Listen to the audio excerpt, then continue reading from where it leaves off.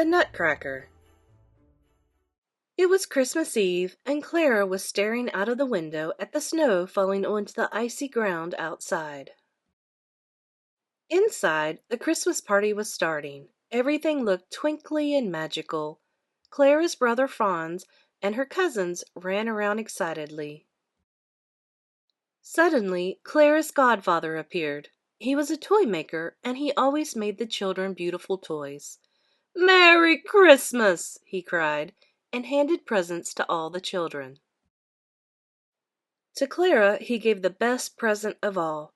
"He's a very special nutcracker," whispered Clara's godfather. The nutcracker looked like a toy soldier, but he could crack nuts with his teeth. Franz tried to crack a huge walnut, but suddenly the nutcracker's jaw snapped. Crack! Clara began to cry. "Don't worry," said her godfather, tying his handkerchief around the nutcracker's jaw. "I'll fix him up in the morning." Soon it was time for bed. Clara laid her nutcracker under the tree with the other toys, but she couldn't sleep thinking about her broken toy. Clara crept downstairs and snuggled down next to the tree with her nutcracker.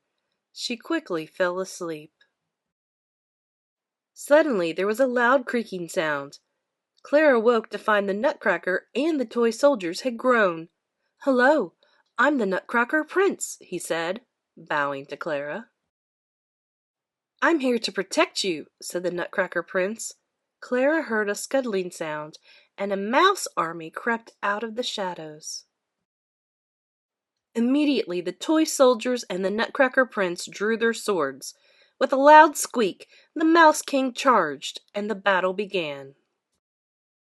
"I have to help," said Clara. Amid the shouts and clanging of swords, Clara took off a slipper and threw it at the Mouse King. The Mouse King fell to the ground. There was a moment of silence, then the other mice scuttled away. Clara stared in amazement as the Nutcracker became a handsome prince. "Your bravery broke the Mouse King's spell," said the prince. "I've been trapped as a toy for years, but now I'm free." The prince handed Clara the Mouse King's crown.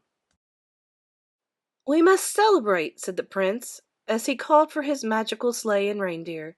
Clara's nightgown turned into a beautiful ball gown. The prince and Clara flew through the air in the sleigh. They sailed through the snowy night until they reached the land of sweets. Soon the sleigh came to a stop in front of a castle. A Sugarplum Fairy was waiting for them. "Welcome to the Candy Palace," she said. The prince told the Sugarplum Fairy how Clara had saved him. "We must have a banquet in your honor," she cried, clapping her hands.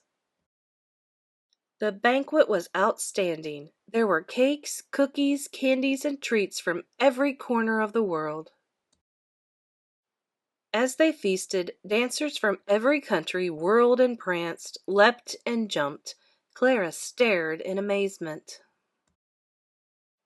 All too soon, it was time for the final dance.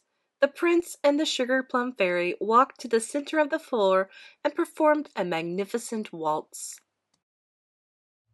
Clara thought they looked beautiful. She curled up in her chair to watch the dancers and the flecks of light moving with them. Slowly, Clara's eyes began to close. When Clara woke up, she was home again, under the Christmas tree.